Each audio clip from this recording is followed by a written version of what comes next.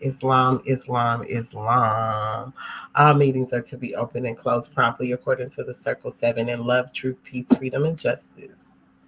Can we all stand as we recite our Moorish American prayer? We turn to the east as going within. We put up 5 fingers on the left, 2 on the right, with our heels touching one another, standing on our square.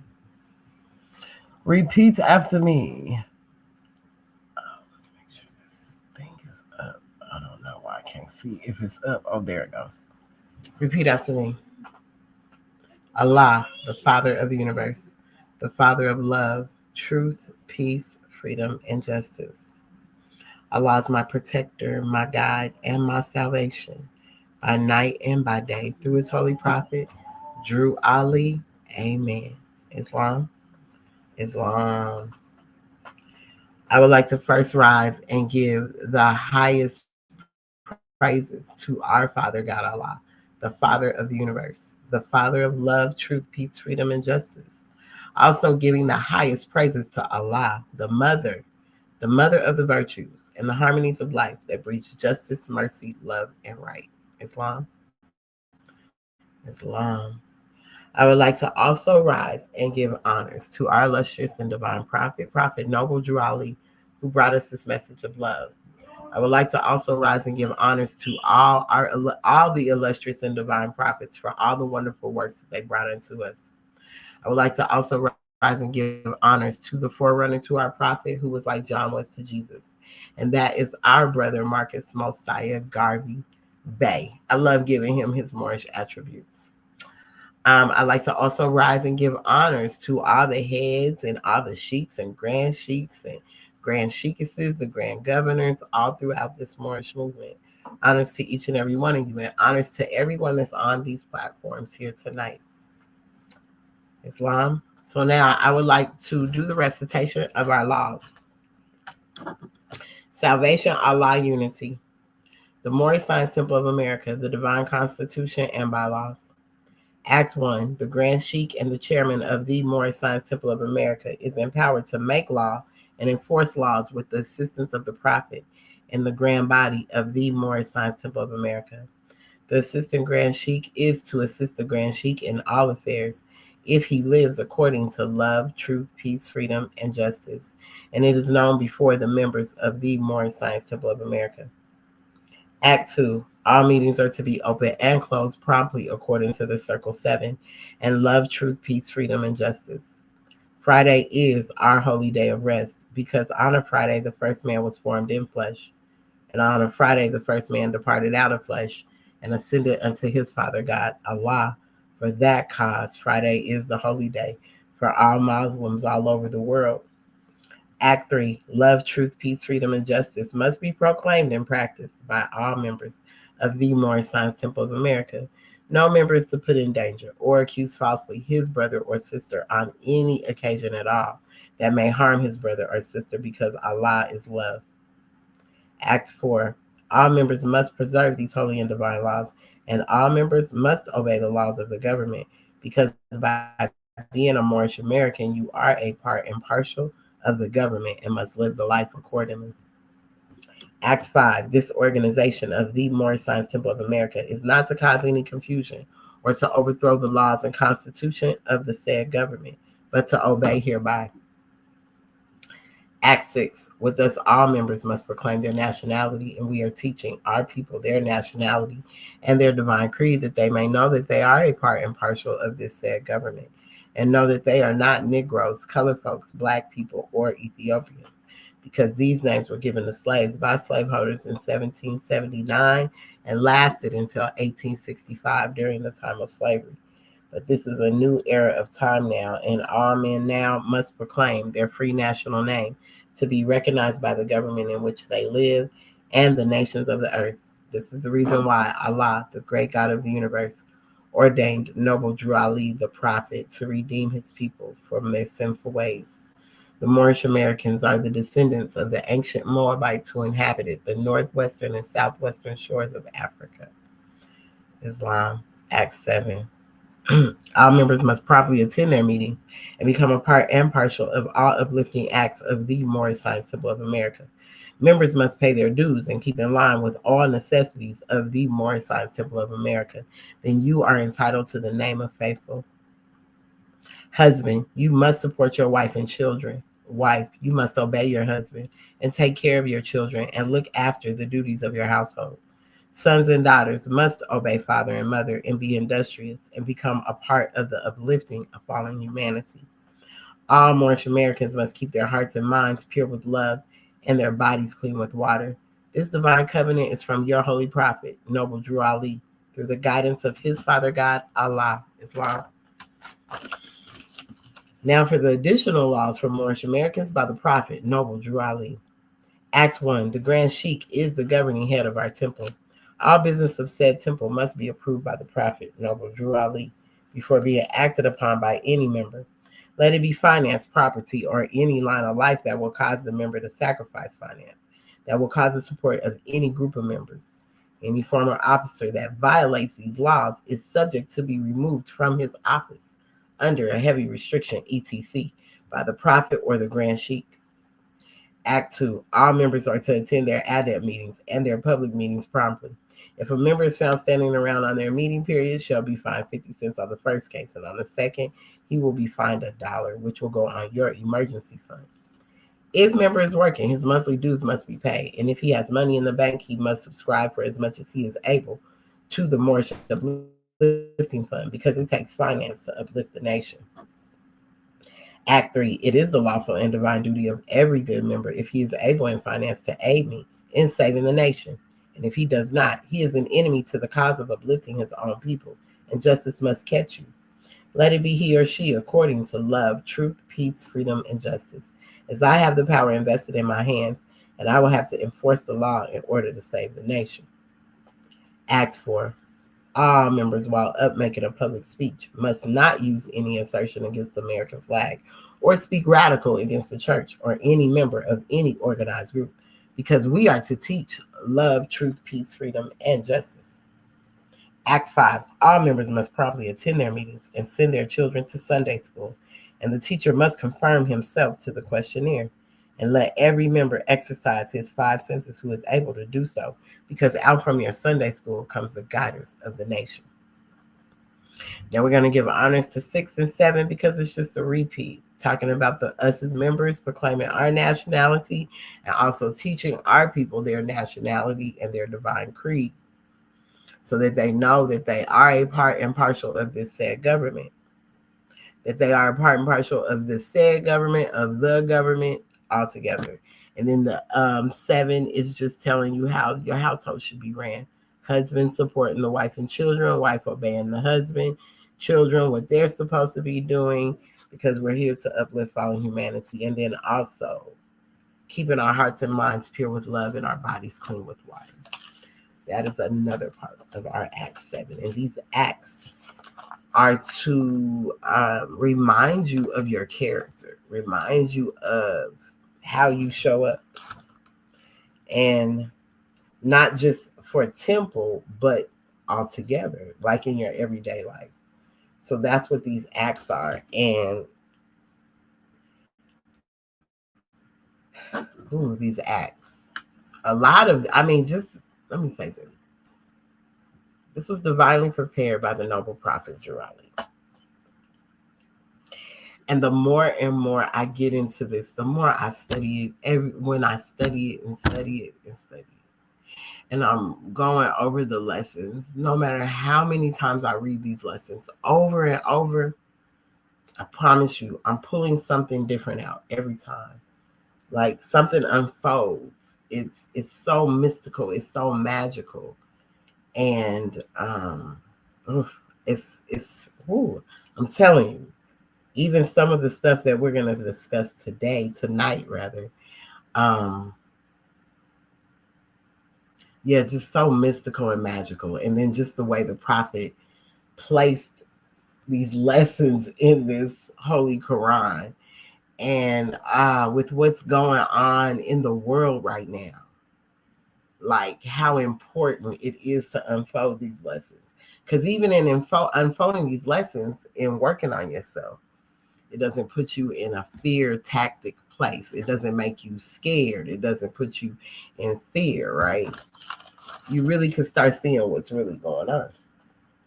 So we're gonna talk about King Solomon today. I'm hoping my sisters are able to come on. I'm not sure if they'll be able to, but Islam, Sister Shar, Islam. But I'm gonna send out the link for people to come in if they would like. But yes, this one's going to be interesting. We brought up King Solomon because last Friday Holy Day and Sunday School too, we talked about King Solomon because we came out of Ecclesiastics, right? Where it's breaking down King Solomon. Then we go into the Songs of Solomon because I think Solomon's story, number one, it can be taken in so many different ways. King Solomon was very powerful. He had, they say he had 700 wives, 300 concubines. But most people take it so out of context when they hear that it becomes this lustful thing that you think King Solomon had all these women and that he slept with all these women and did. Because if that wasn't the case, then our brothers wouldn't act in the way they do about certain situations, certain things, right? But a lot of this, if you really go into it and if you know the story, it was really political. It was political moves of why he was doing a lot of this marrying into these different nations. And man, it's such a beautiful story. The Songs of Solomon is such a beautiful story anyway. Because it's a love story. It's literally a love story between him and a particular one, and her and him. So she's the beloved, he's beloved. So in there you could just see the love that they have for each other and how strong it is and how important it is. So even with him having all these 700 wives, his heart still was really just with one sister, no different than the rest. And also in the Songs of Solomon, it tells you, it could give you also how Jesus loved the church or how you should love in general. It's teaching you how to love. It can teach you how to love. Even when it's talking about certain parts in the Songs of Solomon too, you think it could be talking about a bunch of women. No, it's actually a chorus of women that were excited about this union. So they were commenting on how beautiful their love was for each other. So as I went further into the Song of Solomon, I'm going to do you a little breakdown, but let me just send out this link really fast. And then we're going to get into this Song of Solomon. And also go into our Circle 7, because even in there, you go into the Soul of Man. So that's chapter 38. Chapter 38, if you break it down, it's 11. So go into chapter 11 where they read the sacred books. So that's what we're going to be going to. But even when I went into the sacred books, oh my goodness, the magic that came out of it today. The magic that came out of that chapter today. The way I look at this chapter now, wow, that's all I can say. The way that I look at this chapter now, it is really deep, very. I've never looked at it like this until today. And just with the energy that's going on, things that are going on, this chapter it brought so much more to life for me. When I tell y'all something else, and hey, most people might be deemed crazy, whatever you might want to call it, but it's not. Prophet Noble Drew Ali did exactly what he was supposed to do. He knew what he was supposed to do. And it's just so beautiful the way he compiled all of this. And if you're not aware, let me see, who else am I sending this to?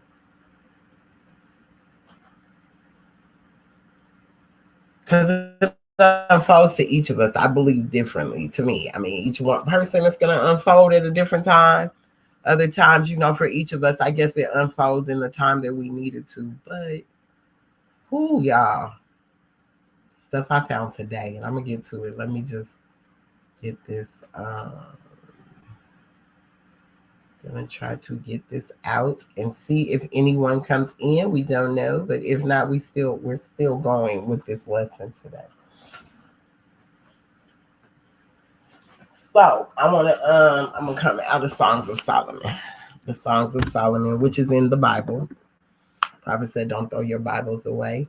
We need to keep these Bibles so that we can read them. We can reference them. This is why it's important, because you got to always understand that truth is always there. Truth never changes or passes away. So no matter how many times they could write something, try to change it up, truth never changes or passes away. Law governs all events, not some events, all events. So even with the things that are going on now, law governs all events, all the events. You can call them spooky, scary, whatever you want to call them, but law governs it all. So I wanted a summary of the Songs of Solomon, right? I asked, and I did, because I like to ask ChatGPT just to see what they're going to say, right? Just to see what they're going to say. Because I'm going to give you something.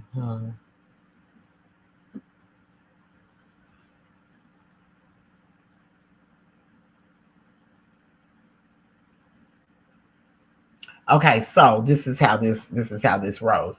Okay, the Book of Song of Solomon is a narrative with a linear family tree, like some other biblical books. It's a collection of love poems that celebrates the passionate love between a couple. However, there are a few key characters mentioned. The beloved. This is the male lover, often associated with King Solomon due to the book's traditional authorship. The beloved one. This is the female lover, sometimes referred to as the Shulamite woman. Daughters of Jerusalem. These are a group of women who serve as a chorus, commenting on the lover's relationship. They don't really give explicit details on these characters. When you're going into the Bible, you don't get a lot of explicit details, right? But there's also a book out that Toni Morrison wrote. And the book is called Song of Solomon. The characters are so deep because it all ties in together. So she has a book called The Song of Solomon. And it's a novel with a complex family history. So there are these characters in her book. This is her third novel. It was published in 1977. It tells the story of Macon Milkman Dead III, a young Black man growing up in post-World War II Michigan, as he embarks on a journey of self-discovery. He delves into his family's history and uncovers secrets about his ancestors and their connection to the African diaspora. It's very important that we understand our connection to Africa at all times, because this is Africa too. So we always have to make sure that we're making a point of why it's so important that we recognize the African diaspora in general. So for this to be what's going on in this book, and then we talking Songs of Solomon, right? Here are some key characters and family relations in the novel. So Macon Milkman Dead III, he's the protagonist, a young man who is initially self-absorbed and materialistic. Then you got Ruth Foster Dead.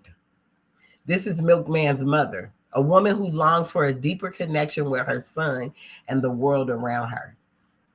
Macon Dead II is Milkman's father, a cold and distant figure who prioritizes wealth and power over family. Pilot Dead.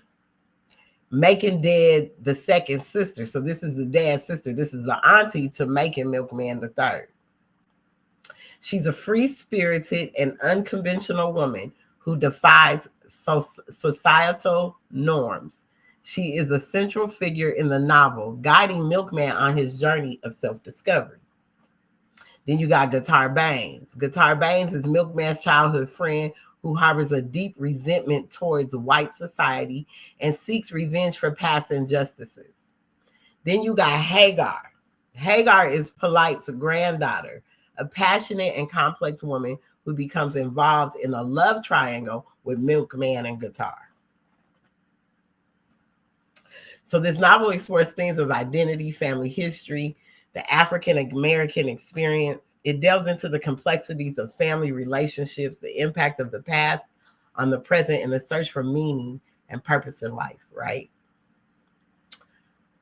So that's what this book was about. So I was like, I'm going to have to check this book out, right? So I then asked it,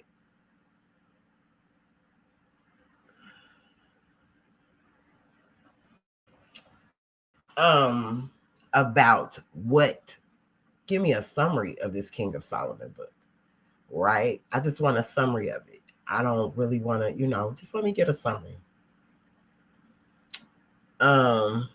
It gives me some.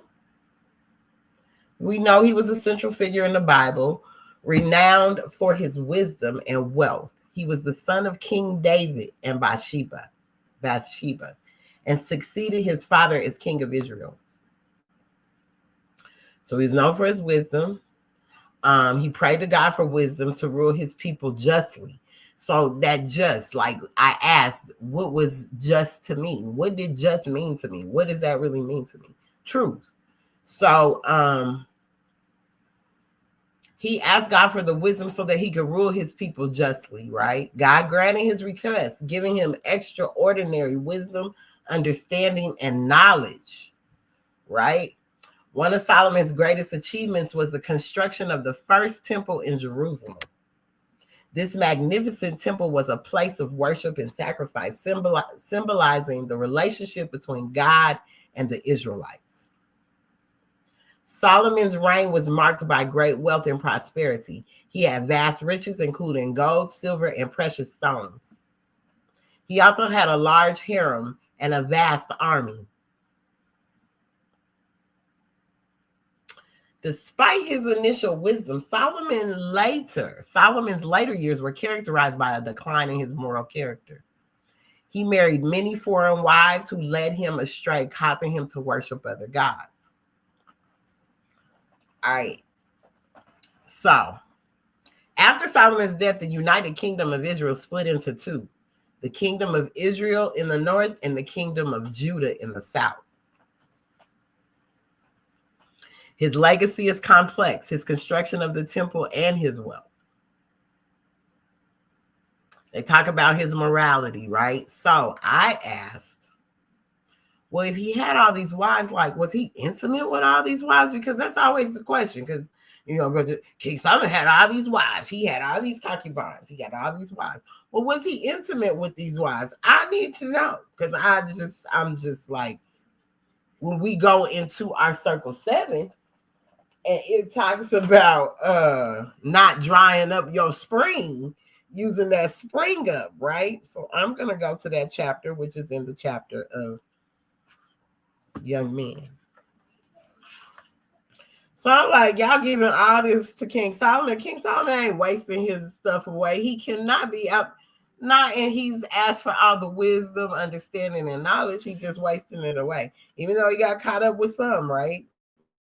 He got caught up with some of them. But in the chapter to young men, which one is that? That 20?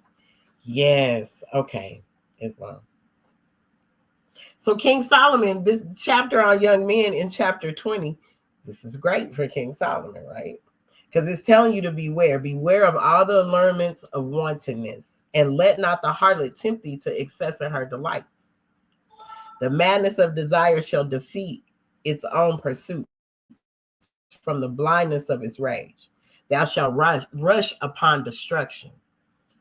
So even with King Solomon getting weak, you fall for these women, you get weak, and you're rushing upon destruction. You don't even realize you're rushing upon destruction, but you're rushing upon destruction. Therefore, give not up thy heart to her sweet enticements, neither suffer thy soul to be enslaved by her enchanting delusions. The fountain of health, which must supply the stream of pleasure, shall quickly be dried up, and every spring of joy shall be exhausted. So with King Solomon now, he had all these wives, and you thinking he done did all this with all these women. He could not have. He'd have no energy to be as strong as he was. He wouldn't be, but we know he has some weakness. So this is where the lower self come in, and the fall could come in. So the Bible states that King Solomon had 700 wives and 300 concubines. While it doesn't explicitly state whether he was intimate with all of them, it does suggest that his large number of wives led him astray from God. It is important to note that having multiple wives was a common practice in ancient times, but it was not always seen as morally upright. In the case of Solomon, the Bible seems to imply that his many wives were a source of distraction and ultimately led to his downfall. Because you can't have too many things going on at once. Having too many things going on at one time, there's no way that you're going to be able to manage all that. Something slipping away, your mind slipping away. You're doing things out of your character, out of what you first asked God for. You asking for the knowledge and the understanding and the wisdom, but you still didn't realize you got a weak part of you, Islam. So I asked, well, were some of the wives of King Solomon that he was married to, was it a political reason? Was this a political stance? Yes, some of King Solomon's marriages were indeed politically motivated. By marrying women from different nations, he aimed to strengthen alliances and expand his influence. However, this strangely ultimately led to his downfall, as his foreign wives introduced him to the worship of other gods, turning his heart away from the Lord. So turning his heart away from his higher self, turning you away from your higher self because you're listening to these allurements. You listening to these soft persuasions. The brothers just don't do soft persuasions in our ear. We can do the same thing to the men. The soft persuasions that go in your ear. So even with that, you get all excited about having all of these different women. In the prime of, so this is coming back out of the Divine Instructions from the Holy Prophet, chapter 20, Holy Instructions and Warnings for all young men. In the prime of thy life, old age shall overtake thee. The sun shall decline in the morning of thy days. So, that's, brothers, you rise in the morning. It rises in the morning. You can't keep mistreating that, because as you continue to mistreat that and you don't hold that sacred to you, no different than a woman's body is her temple, yours should be your temple too. That should be sacred to you too. You should just be deciding, let me just go put it somewhere because it's something to do, or because she's fine, or because she looks like this, or because she says this to me, or because the way she touches me, like any of that. Like, back up. Because then the sun shall decline in the morning of thy day. So as the older you get, it ain't going to do the same thing that it used to do. This is why you got to take care of yourself. You got to take care of you within. Mentally, physically, emotionally, spiritually, all in alignment. If I could pull up a Kubelan's post, I wish Sister Shonda could come on so she could read that post. The return of the whole man. The return of the whole man. Not the half of the man, but the whole man.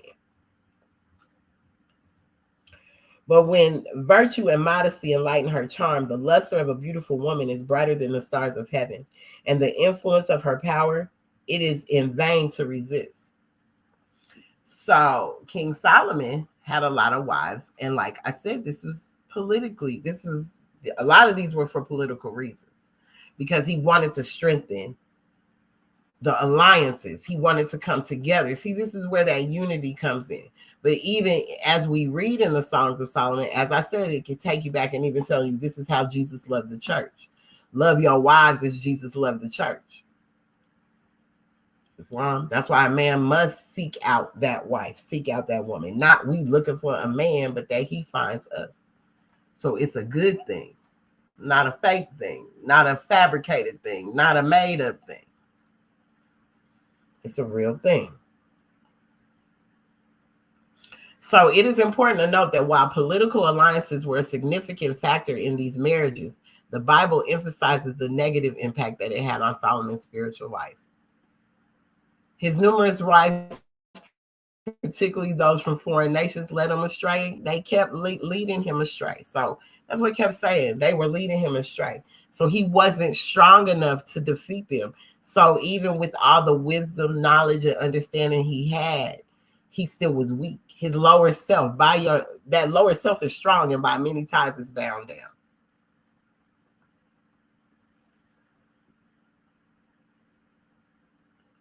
down. So that's what King of Solomon, the story of him was about, right? So when I went and was reading the Songs of Solomon, and it's really, yeah, he's talking to one sister and she's talking back to him. So he's not talking to a bunch of women in this text. He's not giving these to all these women. He's particularly saying the one that he truly loves. His heart is with one. His true heart is connected to one. But because there's so many other ones, his lower self so strong, that carnal self, that flesh is so weak. It's so weak to the temptation of what's going on that it ran him away from his God, from his Lord, from his religion or his faith practice. You know what I'm saying? Instead of it building him up and making him stronger in that, is like they came in and it was taken away. So he became weaker and weaker and weaker through that. So I want to read two of the verses in the Song of Solomon in chapter 1. The Song of Songs, which is Solomon's. Let him kiss me with the kisses of his mouth, for thy love is better than wine. Because of the Savior of thy good ointments, thy name is as ointment poured forth.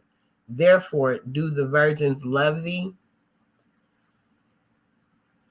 4, draw me, we will run after thee. The king has brought me into his chambers. We will be glad and rejoice in thee. We will remember thy love more than wine. The upright love thee. The upright. So even though she asked him, do the virgins love thee? Therefore do the virgins love thee. But she said, no, the upright love you. The upright. They ain't looking to do all that. The upright love you for the betterment.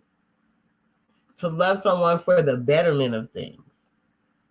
Not just because they can feel these carnal desires and lower natures of the things that you are tempted by, that all of us are tempted by. Right? So when I was reading about Song of Solomon, and then thinking about the young men, because as it was saying, he lost his way. You know, so how can we be stronger as women and as men? How can we be stronger? By not allowing someone to come in our life and totally take us off our square, take us off our focus and our purpose of what our soul's purpose is. Right? So this story was so fitting from Ecclesiastes, as they talked about vanity and how we could be so vain in things. And it sounds like Solomon became very vain in the way he moved. He became very vain. You know, now all these women, he has all these women. Now you can't control yourself. You know what I'm saying? Instead of staying focused and staying on the mission and going for your soul's purpose, you allow them to take you off your square.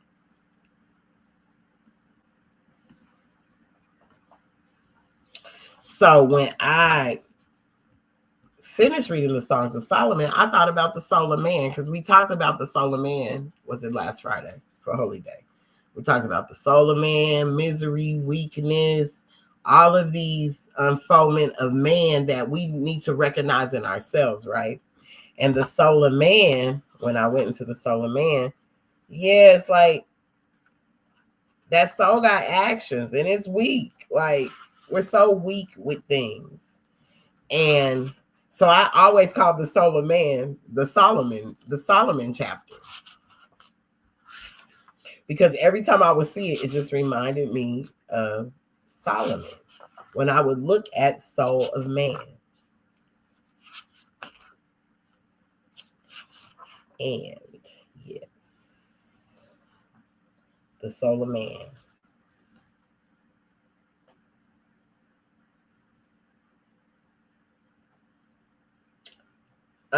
You remember I was saying about these ointments and these oils, right?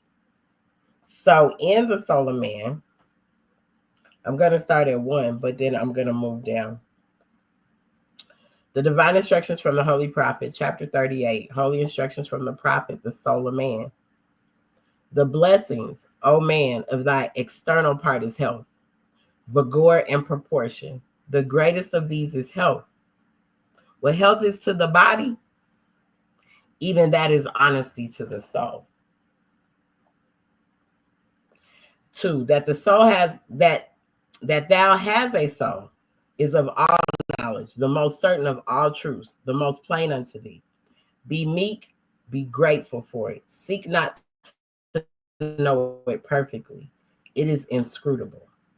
So I had to ask, wow, Solomon, maybe he felt like he knew himself so perfectly, and that's why he spread himself so thin to all these women, because he swore he had it under control, but obviously his soul wasn't under control. It wasn't. He was allowing his lower nature to just take over, and it took him down.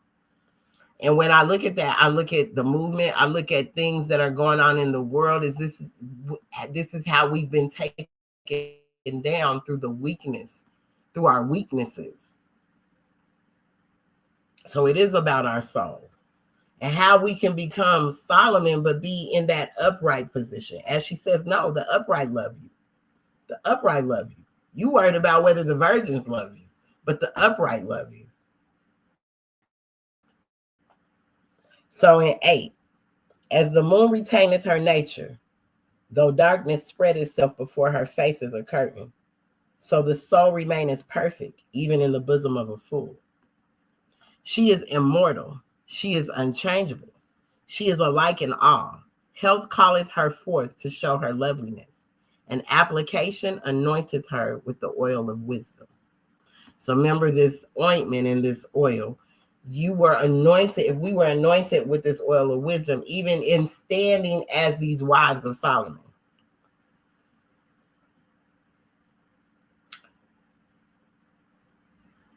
Instead of us, we should have been standing and making sure he stayed in that position. Because in this story, I'm like, dang, you could put the blame on the sisters. You could put the blame on all the sisters in this one. Like, geez, y'all, you took that man off of there. But he should have been strong enough in his stance to stay on his square and not allow all this to go on. But could you imagine 700 women and 300 concubines? As I said, not all these women he was with them, not all of them. That would have been impossible because he would have been no good. He'd been dried up before it was even time. He'd have been completely dried up. So that's not what this is implying. So even when they're looking at it thinking, oh yeah, this is why you have all these wives in these different sectors and things like that. But that's not what that was about. Because it was about political stance a lot of times just to bring things together. But then those women were still seducing him in words. So the soul, she is immortal. She is unchangeable. She is alike in all. Health calleth her forth to show her loveliness, and application anointeth her with the oil of wisdom. So we have to apply these things. We have to practice these things. That's why I say the acts that we go by in our divine constitution and bylaws, those are acts. So they're character building acts. So we know how to act. We know how to stay in law. We know how to stay in the law of our constitution. That's why it's important to read it. It's important to get to know it. It's important to break it down because just reading it is not going to help you. You have to apply it too. It has to be applied. All of these lessons must be applied. So I'm gonna go down to 19 in the soul of man. Canst thou think too greatly of thy soul? Or can too much be said in its praise? It is the image of him who gave it. So that soul, remember, it has actions: thinking, understanding, reasoning, and willing. Those are the actions of the soul, but not its essence.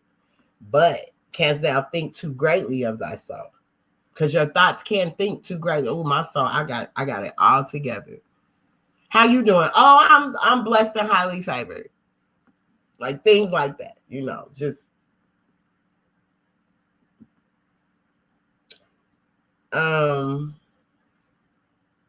so you can't think too greatly of your soul.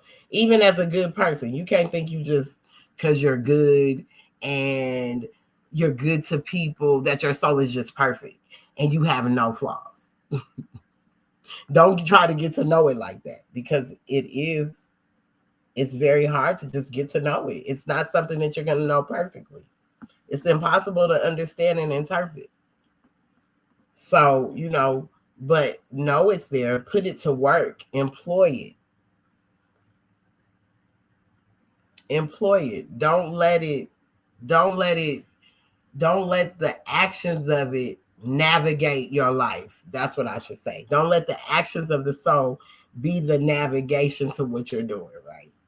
Because all of that could be out of, oh shoot. Okay, try it one more time. My fault. I don't want to lose it.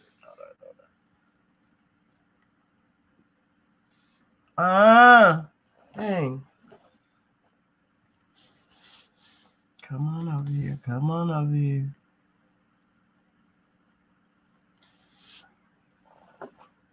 Okay, bam. Sorry, TikTok. You gotta put pieces together. But as I was saying, don't like we want to get to know it. We think we can know it perfectly. We think it's perfect, but it's not. This is something, because the soul is far too fine it's a substance far too fine for fleshly eyes to see. So we can't raise it too high. We can't think like that we're better than anyone either, because maybe we've tapped into the soul. We can't think we're better than anyone, walk around with our nose up, because King Solomon, even though he was a very powerful man, obviously he got beside himself.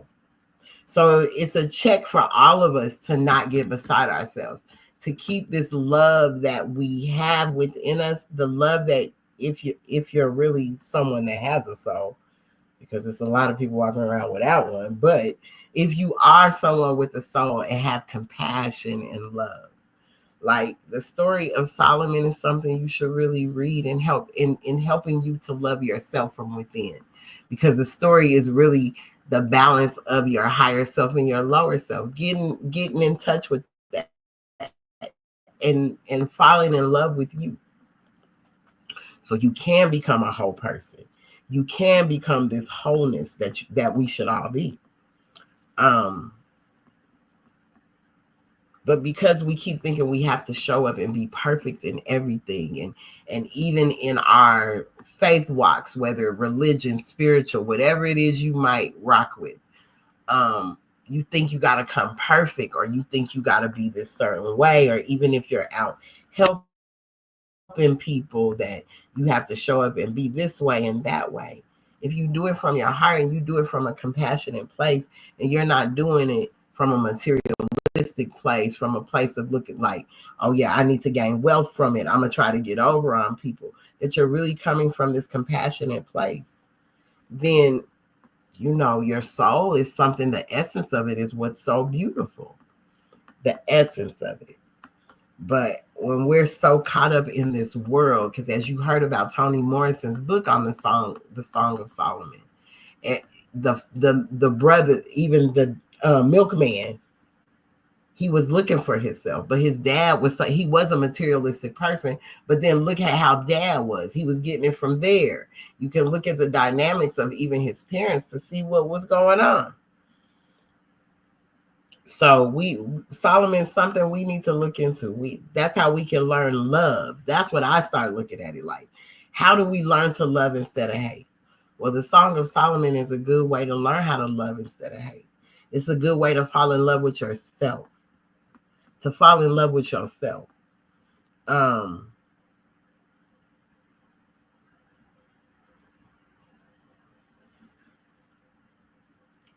And to be more appreciative of yourself, to be more appreciative, even when you might not have it all together, but just to be more appreciative of self. I think Solomon is just like, that's what I got from it. I was like, wow, okay, this love thing that we keep, every time you hear us say it, we need to learn to love instead of hate. We need to learn to love instead of hate. How do you learn to love? Where are the directions for that? Where do you learn to do that when we haven't learned to do any of that? We think we've learned to love because we can tell somebody I love you and things like that, but nah, like to love someone or to love something and not demand it in return, that is something hard for a majority of all people to do. Because no matter what, you're going to look for something in return from that person or that thing. You're looking for some kind of reciprocation. When that should just be natural. It should just be natural. So the love that Solomon had for, whether it's Bathsheba, this woman, so I'm believing it's Bathsheba, that he had this love for, it was just her. And even though he was in all these other places, those other women pulled him away from really his true love. Because they got in his mind, they got in his thinking, they got in his understanding, they got in his reasoning, and they got in his willing. So he lost touch with that soul. Like I said, it is the image of him who gave it. That's why I say, let us make man in our soul image. Let us make man in our soul image. That's why it should be your soul's purpose for what you do. Not so you can be seen, not so you can be praised. None of that. But what is your soul's purpose? And I feel when Solomon was coming to God and even asking him for this wisdom, understanding, and knowledge, he just wasn't being specific enough on how to make sure he stayed in the bounds of righteousness, or didn't use the tools that were set forth, or how do I continue to stay on this path? Sometimes we don't ask the imperative questions. We're asking for things. It says you have not because you ask not, but we'll ask for stuff and be careful what you ask for and not knowing what we're really asking for. So maybe Solomon he wasn't aware. I'm a powerful man. I have all these things. Yeah, I do need the knowledge, wisdom, and understanding of all of this. But how do I stay on that straight path? How do I keep me from falling off the deep end? So in 24 of this same chapter, Islam, the divine instructions from the Holy Prophet, chapter 38, holy instructions from the Prophet, the soul of man, says, guard her, for she is rash. Restrain her, for she is irregular. Correct her, for she is outrageous. More supple is she than water, more flexible than wax, more yielding than air. Is there aught that can bind her? As a sword in the hand of a madman, even so is the soul to him who wanteth discretion. The end of her search, so the end of the soul search is truth. Her means to discover it are reason and experience. But are not these weak, uncertain, and fallacious? The end of her search is truth. Her means to discover it are reason and experience. but the reason and experience are not these weak, uncertain, and fallacious, how then shall she attain unto it?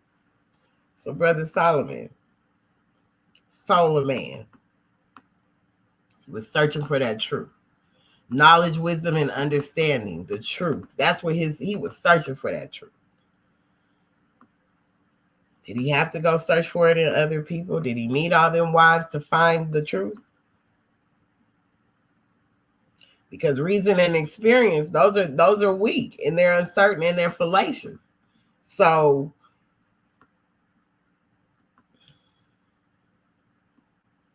his reason and his experience pulled him down. It took everything away that man worked for. How can I attain unto it? How can I keep it? How can I stay obedient? These are the questions we have to ask when we're doing these things. Because even when we're asking for knowledge, wisdom, and understanding, how do I stay obedient, though? In the knowledge, wisdom, and understanding that you will bring unto me, that you will bestow upon me, how do I stay in alignment? How do I stay obedient to you, to your words, to what you say? We have to start asking those questions, because general opinion is no proof of truth. For the generality of men are ignorant. Perception of thyself, the knowledge of him who created thee, the sense of worship thou owest unto him. Are not these plain before thy face? And behold, what is there more than men needed to know? What is it more than men need to know? Is it anything more than men need to know? 11.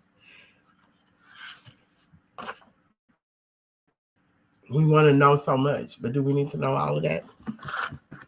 Because there's a lot going on right now that we should be more attentive to and paying attention to, because of what we could be encountering, who we could be encountering, and not even realizing, even through these 700 wives, these 300 concubines, the different energies and the different spirits that he connected himself to. Could you imagine the fight? Could you imagine being tied down? That Lord self tied down, boy. 700 energies, 300. That's 1,000. That's 1,000 energies going on around you. That's a whole lot. That's a whole lot to take in. That's a whole lot to take in. I'm wanting to know, when King Solomon, how did he go and decompress? Like, how did he go and just say, okay, I done been around all this. You got all this noise in your ear. You got all this going on around you. How did he go and get himself together? You know what I'm saying? How did he do him?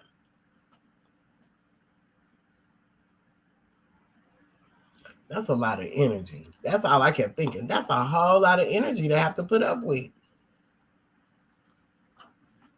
The complaints, the this, the that. I'm just imagining his mental space, if that's what it was. So his heart, I feel his heart and soul was just still with this one. Connected him back to his one. And that's what he probably was like, dang, I shouldn't even mess with all these women. I should have just stuck to my one. Because this right here done took everything. It done stripped me of everything. Now I have nothing. I ain't got nothing no more. All them soft persuasions and the things they say, right? So, when I came out of 38, I thought about that, because in numerology, 38, you can break that down to 11. You can break it down to a 2 if you wanted to, right? But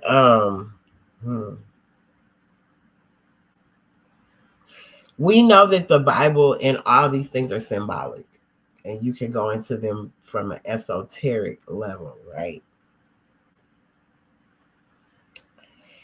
And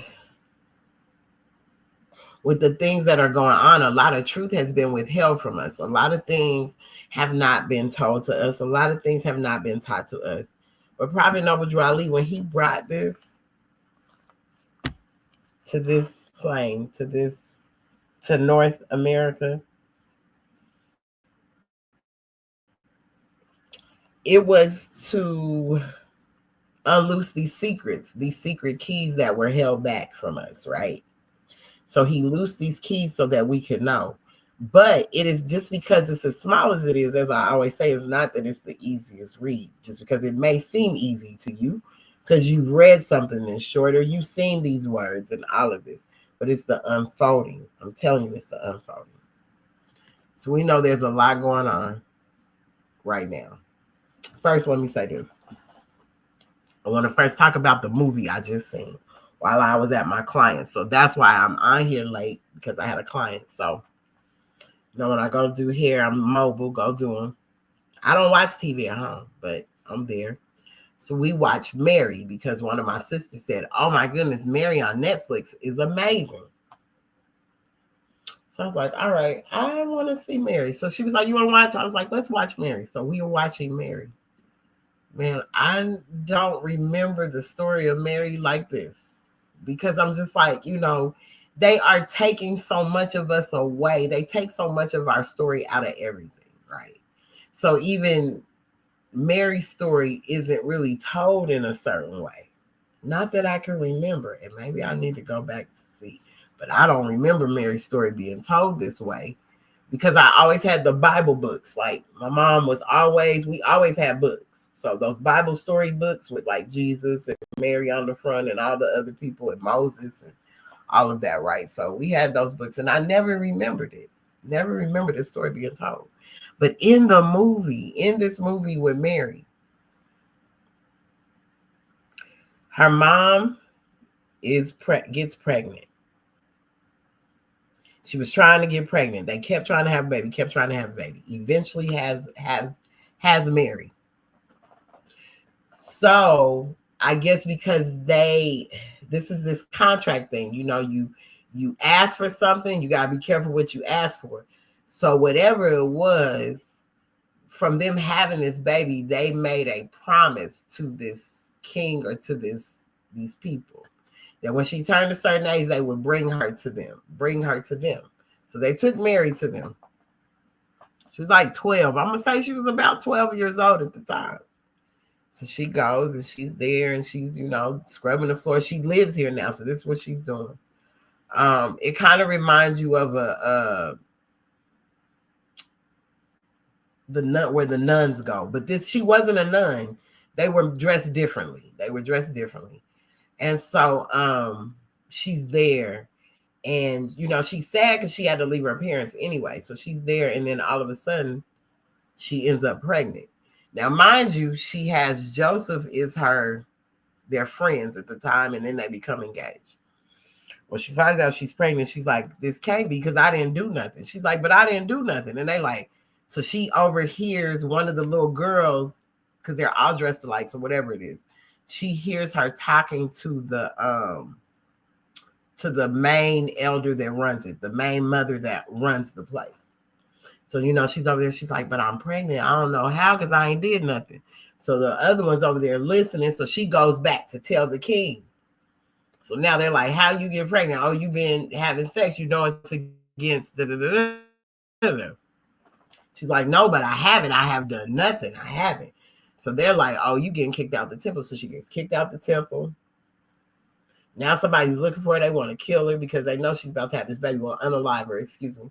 No, she's about to have this baby, and she can't be older than 15. She didn't even look that old at this time. She couldn't have been, because that character was still in the age of what she was when she got dropped off. So she's running. They're gonna stone her. She goes to her parents. They're like, you can't stay here, because if you stay here, they're gonna come for you. So you seeing Mary do all this to save Jesus, right? Running, and they want to take her out. They literally want to take her out. And she's running, and I'm just like, dang, Mary went through all this. I'm like, wow. So it really had me thinking like, well, if they was trying to get to her like that, they did not need this bloodline to continue. They wanted that to be a wrap. Like, she cannot have this child. So, you know, then the story goes on. Of course, at the end, she has Jesus, and they're looking for her, and they're trying to take Jesus. They're trying to unalive him. It's just like the story of Moses when they had to put him in the basket. So in order for her to save her baby, Joseph is at the bottom, and he's like, "You're gonna have to drop him and let me catch him." So he catches the baby, run off, they go off or whatever. And he's like, so she tells Joseph, "You don't have to stay here. I don't know why you want to stay with us." And Joseph is like, "Cause y'all are my family." So Joseph didn't play about Mary. He would fight the army. They was trying to come for him. He's fighting them by himself, like just showing up and being an upright man for his companion. You know what I'm saying? Really showing that love for her and that protection, that as a man should be, the protector and the provider and the one that looks out. So he's doing all that. And she's like, "But this isn't even your baby." "No, you're my family." So it was just like, to see what she had to go through to even get Jesus here. Wow, it put a different perspective on things, right? So I was like, that gives me more of a story of Mary, because they never really give you the stories of the women in the Bible or women in history, period. It's very few that you see ancient texts of women are there and what that story is all about. So to see her story brought more, it brought more to life, because even in the movie, when she tells Mary, when our mother finds out she's pregnant and needs to leave, she says, "You need to go to your Auntie Elizabeth's house."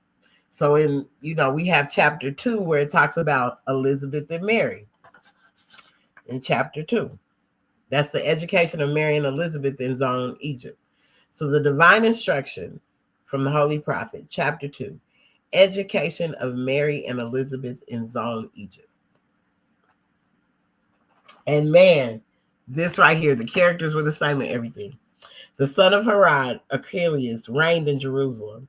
He was a selfish, cruel king. Ooh, and Herod in this movie is so cruel and mean. He's like, "Yeah, go get each boy. I need you to take out every boy you find. Unalive them. They can't be here no more." I remember that story, right? He put to death all of those who did not honor him. He called in council all the wisest men and asked the infant claimant of his throne. The council said that John and Jesus both were unalive. Then he was satisfied. Now Joseph, Mary, and their son were in Egypt, in Zoan, and John was with his mother in the Judean hills. So in the movie, she sends her to Mary's house. She's like, "You got to go to your Aunt Mary's house. She's 7 months pregnant right now, but this will be a good place for you to be for, while you're pregnant. Go be with your auntie." So Elizabeth is actually her auntie in this movie. Elihu and Salome sent messengers to haste, because Salome was Herod's daughter in this movie. She actually was his daughter, so she was off the chain. She was mean. She was a little evil there.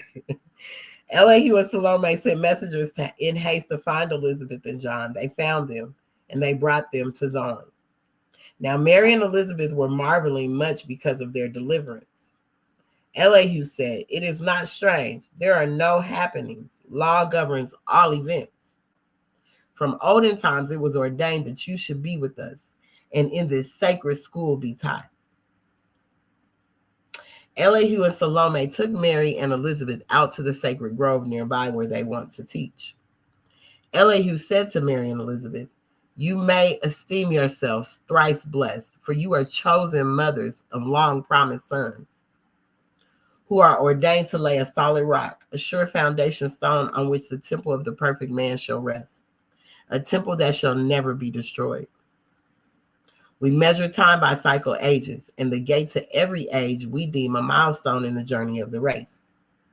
An age had passed. The gate unto another age flies open at the age touch of time. This is the preparation age of soul, the kingdom of Emmanuel, of Allah and man.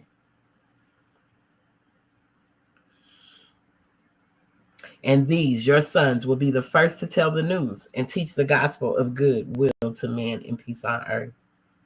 A mighty work is theirs, for carnal men want not the light. They love the dark, and when the light shines in the dark, they comprehend it not. We call these sons revealers of the light, but they must have the light before they can reveal the light. And you must teach your sons and set their souls on fire with love and holy zeal, and make them conscious of their missions to the sons of men. Teach them that Allah and man are one, but that through carnal thoughts and words and deeds, man tore himself away from Allah, debased himself. So even right there, we can still go to Solomon and say he debased himself because he allowed the allurements of those women, the wantonness of what he had going on, to take him away from what his mission was. Because you got to stay conscious of your mission to the sons of men. Teach that the holy breath would make them one again, restoring harmony and peace, that naught can make them but one, that Allah so loved the world that he clothed his son in flesh that man can comprehend. The only savior of the world is love, and Jesus, son of Mary, comes to manifest that love to man. Now, love cannot be manifest until its way has been prepared, and naught can rend the rock and bring down lofty hill and fill the valleys up, and thus prepare the way, but purity. But purity in life men do not comprehend, and so it too must come in flesh. And you, Elizabeth, are blessed because yours is purity made flesh, and he shall pave the way for love. So Elizabeth was already 7 months pregnant before Mary was barely showing. She was so Elizabeth was 7 months pregnant when she went to stay with her auntie. So John paving the way. John was already about to be born. He was paving the way for the coming king. Islam. And you, Elizabeth, are blessed because yours is purity made flesh, and he shall pave the way for love. The age will comprehend but little of the works of purity. This age will comprehend but little of the works of purity and love, but not a word is lost. For in the book of Allah's remembrance, a registry is made of every thought and word and deed. And when the world is ready to receive, lo, Allah will send a messenger to open the book and copy from its sacred pages all the messages of purity and love. Then every man on earth will read the words of life in a language of his native land, and men will see the light and walk in the light and be the light. Islam. That Mary, oh my goodness, that was beautiful, because then it brought that together for me. But also, still, we can still go in here and look at Solomon's downfall, even in there, because he didn't stay steady. He didn't stay obedient. You know what I'm saying? That lower self, that lower energy. And that's something we all are fighting. You got to know that lower self well, but it's something we're all fighting.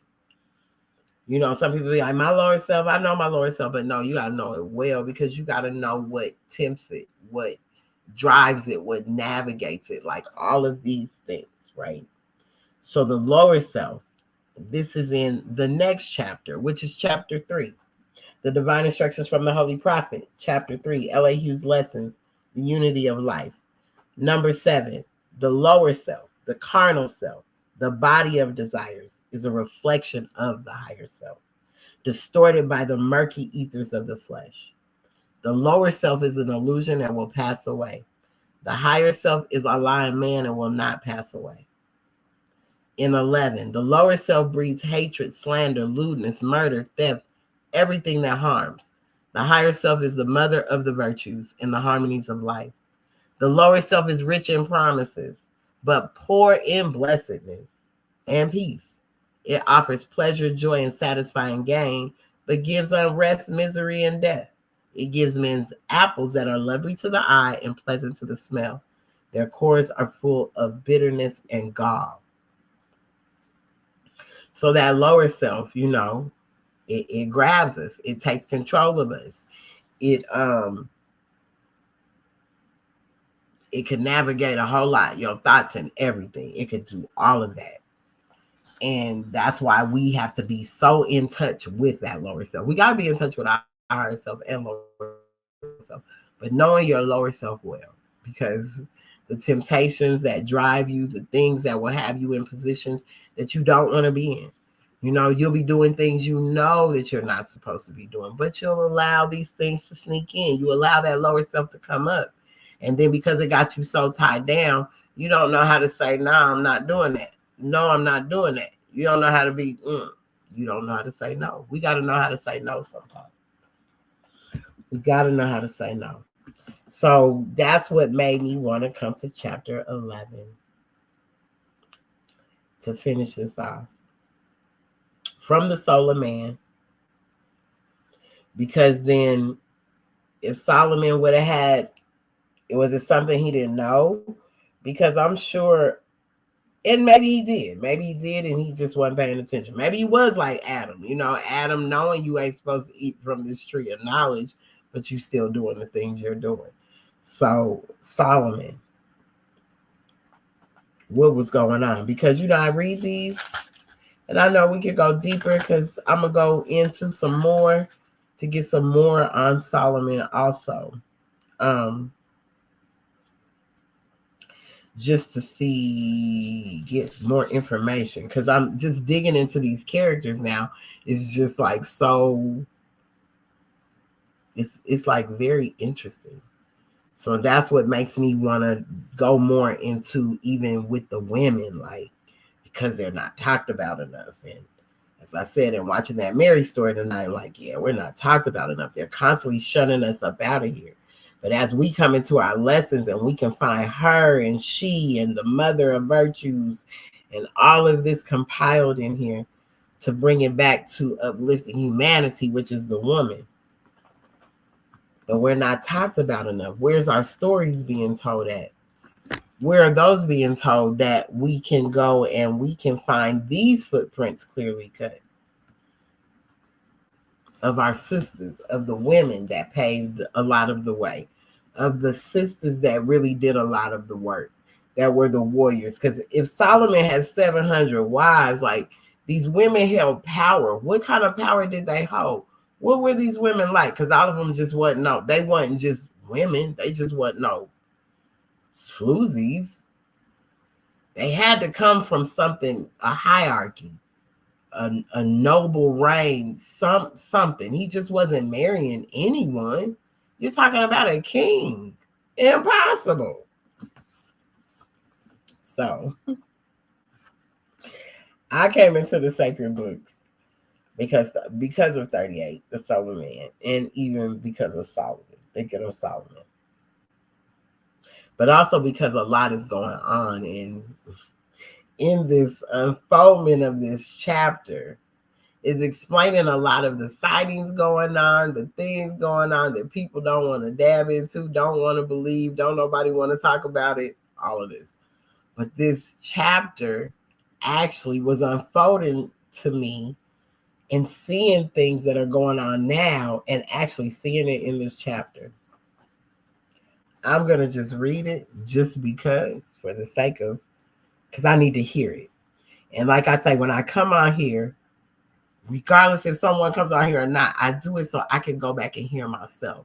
And it's a way for me to hear myself, to stay in my lessons, to stay in these lessons, regardless of what's going on. Because even after today, I realize how much more important they are. And even at this time, how much more important they're becoming. Islam. So, I want to talk about chapter 11, the divine instructions from the Holy Prophet, chapter 11. Jesus and Barada, together they read the sacred books. Okay, Allah is the macro. Jesus, Allah is the micro. Among the Buddhist priests was one who saw a lofty wisdom in the words that Jesus spoke. It was Barada Arabo. Together, Jesus and Barada read the Jewish Psalms and Prophets, read the Vedas, the Avesta, and the wisdom of the Gautama. And as they read and talked about the possibilities of man, Barada said he has been a living thing on every plane of life. Man is the marvel of the universe. He is a part of everything for he has been a living thing on every plane of life. Time was when man was not, and then he was a bit of formless substance in the modes of time, and then a protoplast. By universal law, all things tend upward to a state of perfectness. The protoplast evolved, becoming a worm, then reptile, bird, and beast, and then at last it reached the form of man. Now man himself is mind, and mind is here to gain perfection by experience. I'm going to say this again. Now man himself is mind. This is what Barad is saying, right? And mind is here to gain perfection by experience. He's talking about the mind. So remember, I told you the soul has this thinking too. The soul and the brain were formed around the same, I feel like at the same time. And mind is often manifest in fleshly form and in the form best suited to its growth. So mind may manifest as a worm or bird or beast or man. The time will come when everything in life will be evolved unto the state of perfect man. And after man is man in perfectness, he will evolve to higher forms of life. And Jesus said, Barada or Rabo, who told you this? That mind which is man may manifest in flesh or beast or bird or creeping thing. Barada said, from the time which man remembers, not our priests have told us so, and so we know. And Jesus said, enlighten, O Rabo, are you a mastermind and do not know that man knows not by being told? Man may believe what others say, but thus he never knows. If man would know, he must himself be what he knows. So I know I've had issues. I've done that before. All of us have. You could go to church, you could go do anything. You're going to listen to exactly what they said. Or even in school, you know how your children will come home and you'll say, but you should do it this way. My teacher didn't say that. My teacher didn't say that. And whatever the teacher say, they stick to that. Like it's hardcore. This is what it is. But man knows not by being told. If we must know, we must be what we know. So he says, do you remember, Arabo, when you were an ape, a bird, or a worm? And if you have no better proving of your plea than that the priests have told you so, you do not know. You simply yes. Regard not then what any man has said. Let us forget the flesh and go with the mind into the land of fleshless things. Mind never does forget. And backwards through the ages, masterminds can trace themselves, and thus they know. Time never was when man was not. That which begins will have an end. If man was not, the time will come when he will not exist. From Allah's own record book, we read, the true Allah breathed forth and stood 7 spirits his face. The Hebrews call these 7 spirits Elohim. And these are they who in their boundless power created everything that is or was. These spirits of the triune Allah moved on the face of boundless space, and 7 ethers were, and every other had its form of life. These forms of life were but the thought of Allah, clothed in the substance of their ether planes. Men call these ether planes the planes of protoplast, of earth, of plant, of beast, of man, of angel, and cherubim. These planes with all their teeming thoughts, Allah, are never seen by eyes of men in flesh. They are composed of substance, far too fine for fleshly eyes to see, and still they constitute the soul of things. And with the eyes of soul, all creatures see these ether planes and all forms of life. Because all forms of life on every plane are thoughts of Allah, all creatures think. And every creature is possessed of will, and in its measure has the power to choose.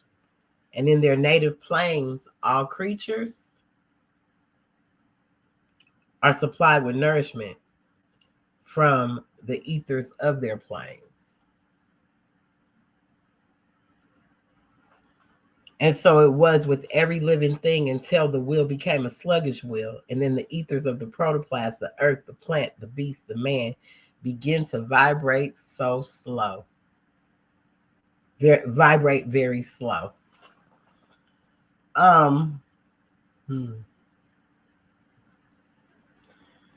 Whoo, man, this one right here.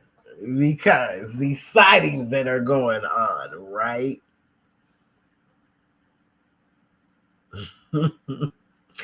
These sightings you got going on, these things, these are planes, different planes, and these entities or beings are showing themselves, right? And as this just said, these planes with all their teeming thoughts, Allah, are never seen by eyes of man in flesh. They are composed of substance far too fine for fleshly eyes to see, and still they constitute the soul of things. And with the eyes of soul, all creatures see these ether planes and all forms of life. Because all forms of life on every plane are thoughts of Allah, all creatures think, and every creature is possessed of will, and in its measure has the power to choose. And in their native planes, all creatures are supplied with nourishment from the of their planes. And so it was with every living thing until the will became a sluggish will. And then the ethers of the protoplasm, the earth, the plant, the beast, the man begin to vibrate very slow. The ethers became more dense, and all the creatures of these planes were clothed with coarser garbs of flesh, when men can see, which men can see. And thus the coarser manifest, which men call physical, appeared. And this is what is called the fall of man. But man fell not alone. For protoplasm and earth and plant and beast were all included in the fall. The angels and the cherubim fell not. Their will were ever strong. And so they held the ethers of their planes in harmony with Allah. Now, when the ethers reach the rate of atmosphere and all the creatures of these planes must get their food from atmosphere, the conflict came. And then that which finite man called survival of the best became a law. The stronger ate the bodies of the weaker manifest. And here is where the carnal of evolution had its rise. And now man, in his utter shamelessness, strikes down and eats the beast. The beast consumes the plant, and the plant thrives on the earth. The earth absorbs the protoplasm. In yonder kingdom of the soul, this carnal evolution is not known. And the great work of masterminds is to restore the heritage of man, to bring him back to his estate that he had lost, when he again will live upon the ethers of his native plane. The thoughts of Allah cannot change. The manifest of life on every plane unfolds into perfection of their kind. And as the thought of Allah can never die, there is no death to any being of the seven ethers of the seven spirits of the true one Allah. And so in earth is never plant, a beast or bird or creeping thing is never man, and man is not and cannot be a beast or bird or creeping thing. The time will come when all these manifests will be absorbed, and man and beast and plant and earth and protoplasm will be redeemed. I need y'all to be paying attention to what's going on and what I'm saying in this, because I'm telling you, it's so mystical and magical. To the point, if you've been doing the work on yourself, if you've been doing your studies, if you've been working, the things that are here, the things that are coming, the things that you will see will not scare you. They won't even, you won't trip, like for real, because you've been prepared. You've been prepared. To the people that hold these lessons in their hands, you've been prepared. Bharata was amazed. The wisdom of the Jewish sage was revelation unto him. Navidapati, wisest of the Indian sages, chief of the temple Captivistu, heard Bharata speak to Jesus of the origin of man, and heard the answer of the Hebrew prophet. And he said, you priest of Captivistu, hear me speak. We stand today upon a crest of time. 6 times ago, a master soul was born, who gave a glorious light to man, and now a master sage stands in the temple of Captivistu. The Hebrew prophet is the rising star of wisdom, defied. He brings to us a knowledge of the secret things of Allah, and all the world will hear his words and glorify his name. You priests of temple Captivistu, stay, be still and listen. When he speaks, he is the living oracle of Allah, and all the priests gave thanks and praised the Buddha of enlightenment. So with all that is going on, and it's only about to become even more, like you will be seeing, if you don't see it, you'll feel it.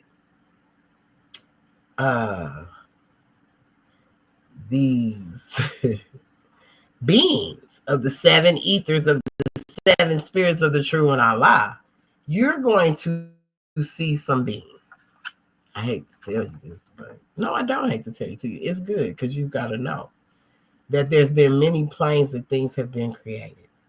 All creatures with different creatures, different forms of life, all of this, because Allah can do all. Allah is all. But I just need y'all to pay attention to what's going on, your surroundings, the people that you involve yourself with. Like I said, when people are just not there anymore and they just gone and you don't even ask why. They've disappeared for a reason. You don't even need to ask why. Because what we have shifted into is a higher essence of who we are. So in order to operate on this, what we're operating in, it's going to get uncomfortable for a lot, because a lot may not have ever believed in this or thought it would be, or didn't think they would see it. But it's here and it's happening. So now is the time that we have to be more tribed up. And make sure your tribe is your tribe. They can speak like they're your tribe, but not your tribe. Pay attention to their energy. Pay attention to all of that. Pay attention to your energy. You haven't been feeling the way you're feeling. Whoever's been feeling it. Because I haven't. I know a lot of people have been feeling this way. You haven't been feeling the way you're feeling for no reason. I just say prepare yourself and protect your mental. Protect your mind as much as you can. Go in, go within, tap in. Go within, get in touch with your soul. Like for real, connect yourself back to source. Whatever you may call source to you, whatever that may be. If it's not God, it's not Allah, whatever that may be, spiritually, however you want to rock it. But you need to connect yourself to source, because you're going to have to, your relationship with source is going to help you through what's coming, through what is here. It's not even what's coming, what's already here. The source will help you get through this. But you're going to have to stay connected. You're going to have, for real, vigilant. That's why I say that obedience, being obedient. Come on, Solomon. We have to learn from these things, these experiences and these reasons why people did stuff. But at the same time, they were not obedient. They didn't stay obedient to God's word. They didn't stay obedient to Allah's word. Everywhere you look, you got to understand you must be obedient. We got to be obedient. Because by not being obedient, we'll tear ourselves up. By not being obedient, Solomon tore himself up. You have your soul, you have one. Nobody needs to think for you. When my boys from Goody Mob say, use that tool between your two shoulders. Use your own brain, your own head. Me and my children know we don't do, what is that called, when the people try to pressure you into doing stuff. We don't do that, because you got a brain of your own and a head of your own. So the so-called trying to get you to do stuff because it's the thing to do, we don't believe in none of that. So use your tool. You have to start using your tools, y'all. This is why the prophet give us tools. He tells us about carpenter tools. He tells us all these things that can help us navigate. Because what this has brought was more of what really has been going on. You talk about Atlantis, well, welcome back. Well, welcome back. Because it's all written in these texts of the things. And so these entities that we will be with, these energies that we will walk this plane with, it's in here. You just got to know how to unfold it so that it can teach you and help you, so that you're not walking around in fear. You're not living in fear. You're not moving in fear. You actually have tools and armor for yourself. You know what I'm saying? Because I'm going to be honest, the pow-pows ain't going to work on this stuff that's here. It's not going to work. It's not going to work. As much as they want to get it out the sky or whatever they're going to try to do, it's not going to work. It's just not going to work. So this is why your spiritual connection is important. This is why, if you don't want to call it religion, but I always say religion to me means realigning yourself back to source. So if it's your religion, your spirituality, I'm just going to tell you, more than ever, you need to be holding on to something, because your sanity is going to mean a lot to you in these times. But this is nothing no one hasn't been saying. This is not nothing I haven't even been saying. That you gotta have to protect yourself. So through growing through Moorish science, I'm so grateful, because if I didn't have this, where my mind would be, how I could be thinking, oh my goodness, the fear that I would live in if it wasn't for this. And me understanding that I and Allah are one. And he came to show me possibilities, not impossibilities. So I'm not going to live in the impossibilities, but the possibilities. So that's why these stories are important. These characters are important symbolically, however. But Solomon's story is something that we really need to tap into and learn from, because he had so much. And just due to his weaknesses of why he lost everything, why he fell so low. And that's why when he, even in the sacred books, as it talks about the fallen man and how atmosphere and things start vibrating slower and slower. In Solomon's mind, he was up here at first, and then all that energy from all them women, all them wives and concubines just started bringing that down. He started vibrating slow. So he lost control of what he at one time had control of. We can't do that with our life. We can't, especially not now. Because if you drop it now, ain't no picking up. It's not a pickup this time. It's not. It's a wrap. So I've sent the call out to my family. I'm going to say it to y'all, whether you take heed of it or not. Maybe you'll go back and watch the video, because things are going to start taking place, and you'll be looking for those same people that have been foretelling you this for a while, people may say, oh, you all over the place, you're doing this, you're doing that, you're doing this, but you got to stay aware. You got to stay aware, because I'm telling y'all, without these tools, I'd be crazy. I would be crazy. So get your tools.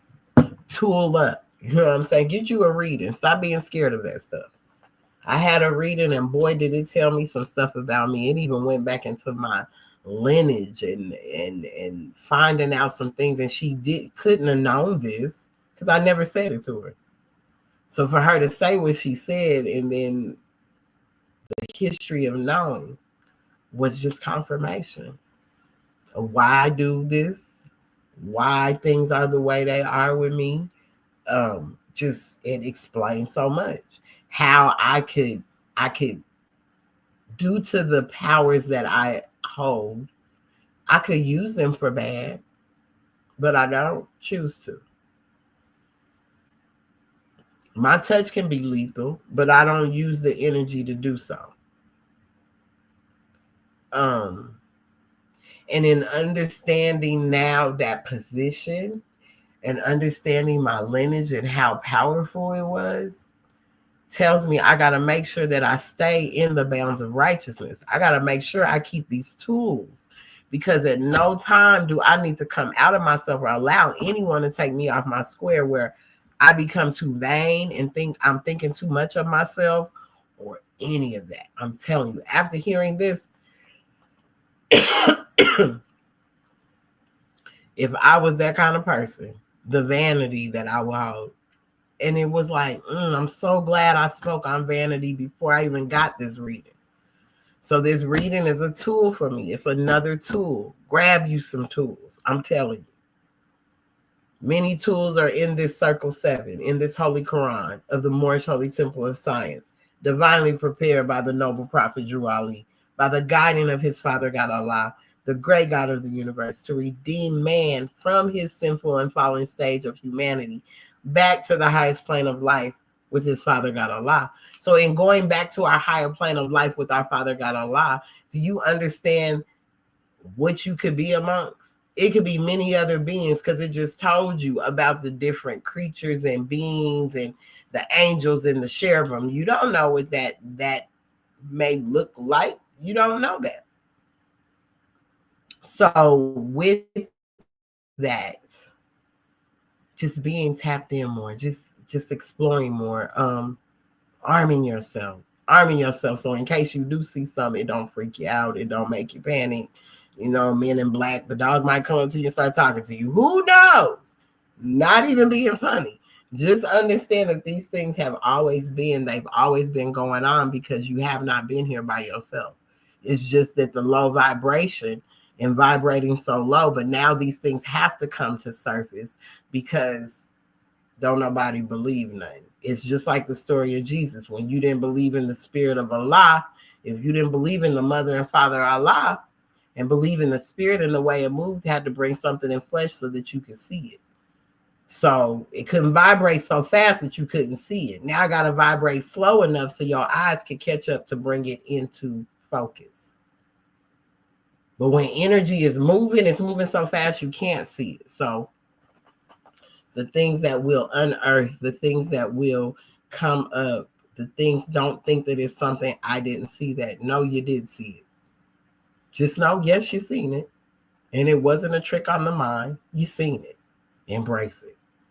Don't get scared of it. Maybe try to figure out and get to know what this is that's going on.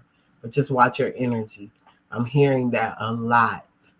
Watch your energy. Watch who's around you. Just watch the people. Watch your children. Please watch your children. That Mary movie, running to make sure she saved her baby. Watch your children. Watch your children more than ever right now. Don't trust nobody around them. Don't take your eye off of them for a blink of a second with the things that are going on. Sisters, for real, we don't need to be outside at night. When the sun go down, when the street light come on, you need to be in the house. We need to be in the house when the street light come on. So, you know, this is why I had to go into this lesson today. I wish my sisters would have came on because I know they had a lot. They had a lot they build on for this cycle. But, you know, hopefully that can happen for you guys Sunday. We could get together, but I had to work late. So it was a late night, but I still wanted to come on and give honors and also, you know, just give my measure on what I have been studying and reading. It could be a little more in depth, but a sister is a little tired, so I'm not as on my sharpness as I want to be today. But I want you all to go read up on Solomon. Everybody read up on Solomon and give me a post about Solomon, what you found out about Solomon. Not like everything that has already been said. Like if you can find anything else on Solomon that might be of an interesting, you know, interesting to all of us to learn about him in these 700 wives and 300 concubines. This cannot be the only story. Like something has to be said about all these women somewhere, wherever it is. Because how do y'all know it was 700? How do y'all know it was 300 concubines? Who interviewed these ladies? I'm just wondering. And what it was all about. So, if anyone can find any of that information on any of these 700 wives and 300 concubines, because it didn't give anything. I asked ChatGPT and everything, and it didn't give anything. But I would like to know more, learning more on Solomon, learning more about Solomon, and just what took place, and would like to know more about these women and what kind of stance they were on, because I don't know. We really got to think on how we show up too. Because when our brothers be on that stuff and then you need all this time and attention that he can't give you because he's busy. I want you to be busy. Busy is great for me. Be busy. Give us time to miss each other. Be busy all the time. But we need to be busy in these lessons. We need to be busy and better of understanding ourselves. But as I say, just protect yourself. Just be careful out here right now, okay? All right now. So our meetings are to be open and closed promptly according to the Circle 7. And love, truth, peace, freedom, and justice. Can we all stand as we recite our Moorish American prayer? We'll turn to the east, it's going within. But I'm going to stand here since I'm facing you. We put up 5 fingers on the left with 2 on the right, with our heels touching one another, standing on our square. Why do we hold 5 on the left and 2 on the right? Well, 5 fell. A man fell and 2 held their station. My fault. 2 held their station, which were the angels and the cherubim. 2 held their station. Ever strong. Their will was ever strong. They didn't break it. They didn't become weak due to circumstances and people and situations. They stayed at the obedience. They stayed with Allah. Their obedience was with Allah. Everything stayed right there. So 5 fingers on the left for the fallen man, 2 on the right, because 2 held their station. Repeat after me. When we stand on our squares with our heels touching one another at a 45-degree angle. Islam. Allah, the Father of the universe, the Father of love, truth, peace, freedom, and justice. Allah is my protector, my guide, and my salvation by night and by day. Through his holy prophet, Drew Ali. Amen. Islam. Y'all have a good night. A good night.